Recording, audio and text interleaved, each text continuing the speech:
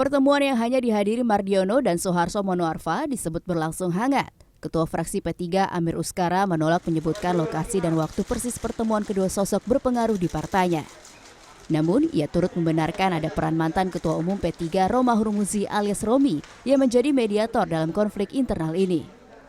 Amir menjelaskan hasil pertemuan itu berujung kesepakatan bahwa perpecahan yang ada di tubuh partai harus segera diselesaikan, utamanya menuju pertarungan politik di 2024. Kemudian setelah pertemuan antara Pak Harsha dengan Pak Mardiono, kemudian aktif sekali kembali semua teman-teman yang ada di grup PH itu. Artinya ini mencerminkan bahwa ternyata teman-teman sangat menunggu kesepakatan di antara kedua tokoh besar di P3 ini. Karena kalau misalnya sudah menyatukan berarti ada kekuatan besar yang kita pegang untuk menyongsong pemilu 2024.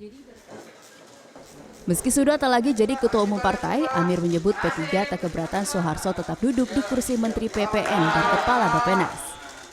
Posisi baru di Majelis Pertimbangan pun akan ditawarkan kepada Soeharto. Ya, tadinya memang kita berharap hanya perubahan posisi. Artinya kan memang Pak Mardiono dalam kapasitas sebagai Ketua Majelis Pertimbangan, kemudian Pak Soeharto sebagai Ketua Umum. Konsep awal kita memang itu kita tinggal tukar aja.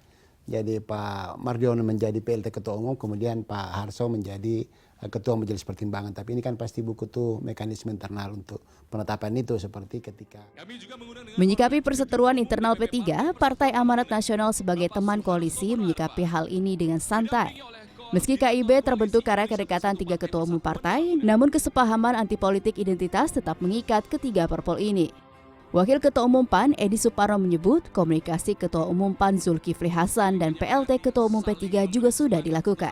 Ya, jadi kita mengikat kerjasama itu dengan menghadirkan Ketua Umum itu sebagai representasi dari partai. Tetapi ikatan kerjasama ini terjalin di antara partai politik.